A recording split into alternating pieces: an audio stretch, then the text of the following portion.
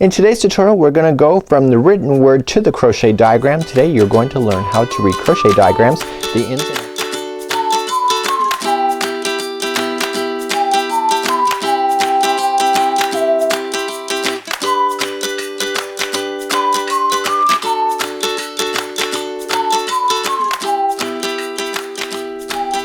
Now, as I've already mentioned, I prefer a crochet diagram over written instructions any day. I'm telling you, it's a lot easier for me to follow. I'm not sure if it's because I'm a guy or just because, you know, us guys don't know how to read instructions at all. We prefer maps. I don't know. But then, you know, you've seen some of us drive and we get lost anyway. But when I was a kid, you know, when I was 14, reading all these instructions when you are not that skilled in reading and you don't read it properly, so you miss the commas, the periods, and whatever, you just, you know, you get really overwhelmed. And a lot of people that struggle to read patterns, that is what's happening. So the crochet diagrams come along and they simplify it by showing you a roadmap on what is happening with all the stitch work. Now this is a much easier idea for me to follow. It's just a matter of being able to know where to start, what is going on in the project, and key element tips to look for. What exactly do all of these symbols mean?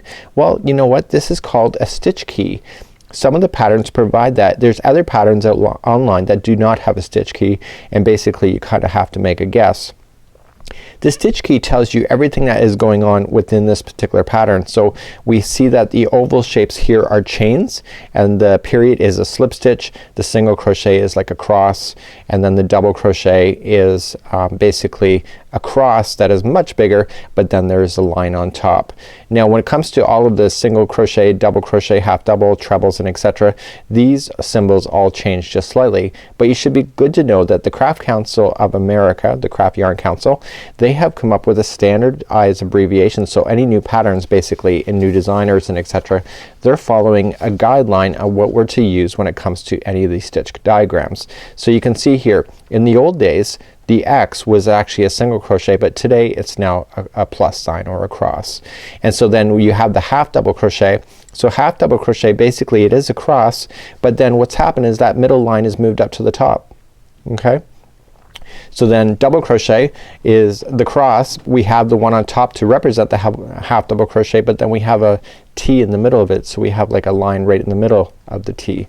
And then treble crochet and double, basically the more lines that you add in, basically it changes the length of the stitch. It changes the stitch completely. Now when you see items etc., such as like this, where there's two signs coming together and they're pointed at the top, this means that this is a together stitch. So this is a single crochet. How do I know that without even looking at this instruction? Well look, this is the plus symbol and they're joining at the top. So that means that it's two together.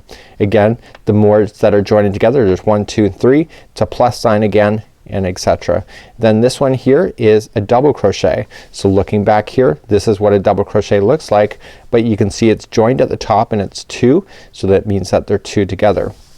So when you have double crochets like this, where they're all into one stitch here, this means that there's 5, because there's 5. So you can have 4, you can have 7, you can have as many as you want. So the 5 DC shell changes depending on how many double crochets that you're providing in that stitch. So it just makes it very easy to follow. These are kind of like popcorns or puff stitches or cluster stitches, whatever you want to call them.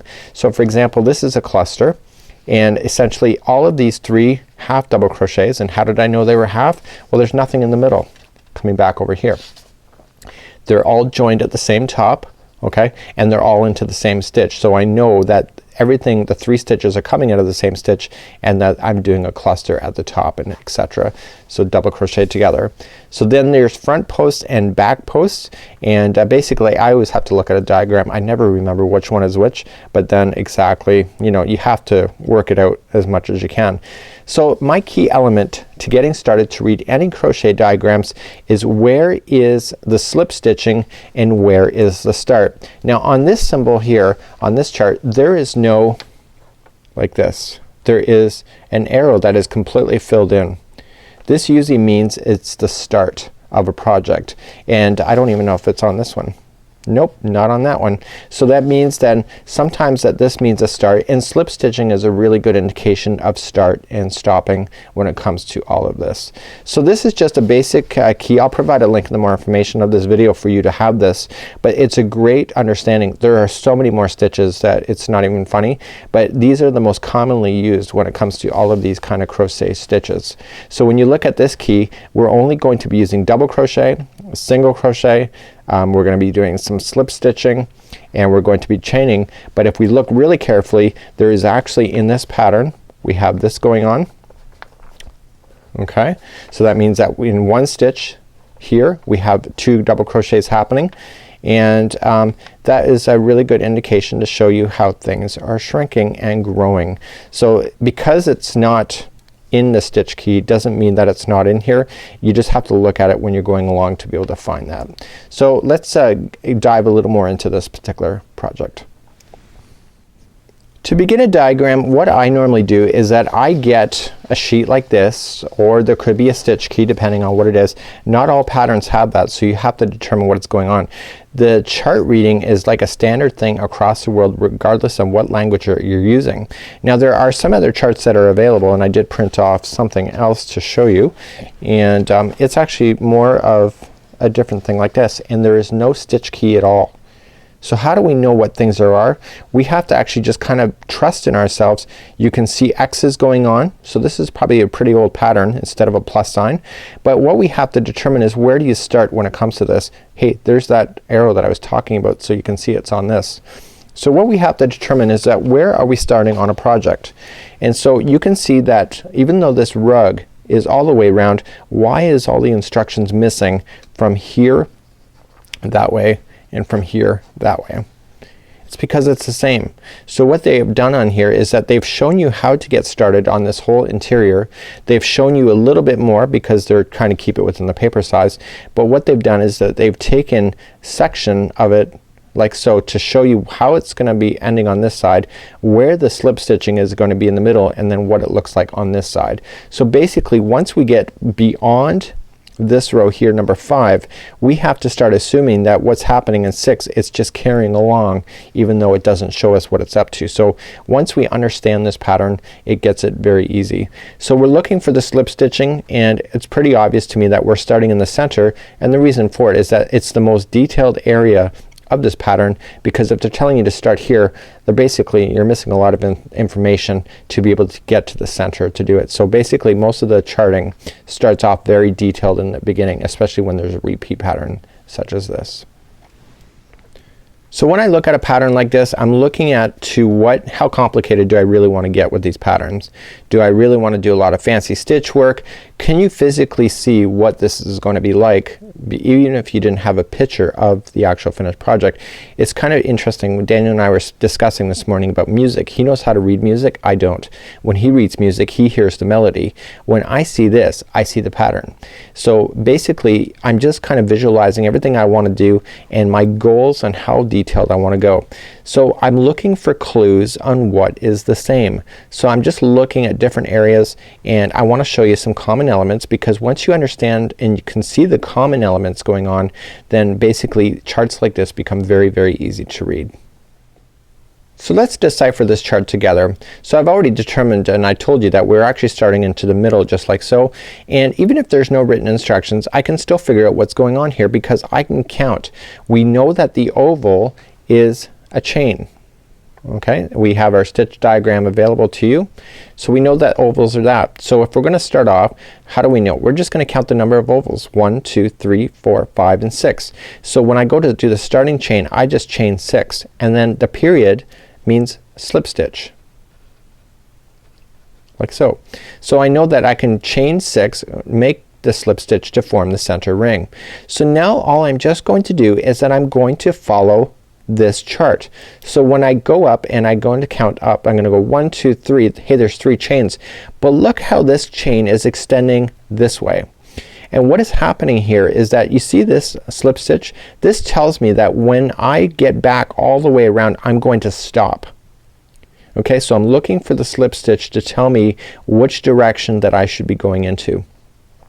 So when I look at the rules of double crochet, chaining 3 always equals a double crochet when we're doing that. So you can see that I have double crochet, double crochet, double crochet all the way around except for here. So this means that my chain 3 is a double crochet in the rules, and chaining of 2. So in actual fact, once I get from slip stitching, I'm gonna chain 5. So you got 1, 2, 3, 4, 5, and I'm just going to double crochet back into the center of this ring. This does not mean into the stitch, it could mean into the center, and again this is where you have creative flexibility, and then chain 2 because the ovals mean chain, and then back in, and you can see that it's consistent. It's the same thing all the way around. When you get all the way around, you're going to chain 2, and it says slip stitch in the instructions, but if you don't have that, you look to where it is. So you're just going to count 3 chains up from when you started, and that's where you're going to slip stitch to finish that round. Now in some diagrams they have different colors depending on the round, and it just makes it a lot easier to follow. Not everybody's like that, so that's a luxury if you do get that especially in my patterns if I do one myself. So we've slip stitched here. Okay, so now we're looking here, and do you see this one? This is a small blue period. This is another slip stitch. So what we're going to do in round 2 is that we're going to slip stitch to this gapping space here, and then we're going to chain our 3 and then continue to rotate this way. Okay, so we're gonna go that way, and so again we're gonna rotate around the same way every time. So this time we're chaining up 3, we're double crocheting into this gapping space, you can see that there, and then we chain 2, and into the next gapping space we're going to double crochet twice, chain 2, double crochet twice, and you continually do that all the way around, finishing off with the chain 2, and then we slip stitch to end us here. So this is pretty well the starting of the next row, is pretty well the starting of when it starts to make these little indentations on both sides of the actual leaf when it's growing out, and we'll cover that next. So once we get up to level 3 here, what we're going to do is that we are slip stitching, but see how we slip stitched here and we went into the gapping space? Well, it doesn't show us to do that because there is no gapping space this time. So if you can just see where things are following. So what's gonna happen here is that when we go to slip stitch here, we're gonna start off with the chain 3, and look, this double crochet is in the same stitch of when we started that chaining 3. So what's happening is here is that we put 2 stitches into the same stitch, and the next one that you're gonna run into is a double crochet by itself, and then chain 2, and look at here. So if you're confused here, look over here. See how there's 2 double crochets into the same stitch here? Well, that's what you're going to do, and then the next one is just one by itself. Now this continues to do the same pattern. So if you just look around and say, hey, you know what, it's the same every time. So every time I go to skip this gapping, I'm always gonna put 2 into the first one, 1 into the next, chain 2, and same with going all the way around. So it's just a really easy way to be able to see where the similarities are, and when you come back it's the same thing. So you got your 2 into the first one here, you got your 1, and then chain 2, and then slip stitch. But the game plan physically changes on round number 4. So even if the number 4 wasn't there, it wouldn't matter because you can still follow this along. So in round number 4, what's gonna happen is that we're gonna do exactly what we did in number 3. We're gonna chain up 3, and then we're gonna put a double crochet into the same stitch. So that means that 2 is going into this beginning one. This one here, there's only 1 double crochet, so just follow it down. You can see 1 double crochet into that second one, and look what we're gonna do now. Every time you end up on the end of the row below, so there's a group of 3 here, every time you end up on the end, you'll end up with 2 double crochets going on top. Then you're going to chain 2 and make your way around. So what we're going to do then is that you look to the next one. It says, you know what, next, every time I skip a gap space of chaining 2, the first one is always gonna get 2 double crochets, there's gonna be 1, and then the last one is always gonna be 2, and you continually do that all the way around. You were looking for signs like that as you're rotating. So basically every time you get all the way back around, all the way up and all the way up here, you can see that you're always having 2 into the first and always 2 into the end. So you can either physically count these stitches, or you can trust in your work and say, okay, you know, I've just chained my 2, I've just got over a gap, I'm gonna put in my 2, I'm going to double crochet everything in between except for the last one, I'm gonna put 2, and then I'm gonna do a gapping space, and then I'm gonna do the same thing. So you can see that from here number 4 all the way to number 10 is that there's a similarity happening.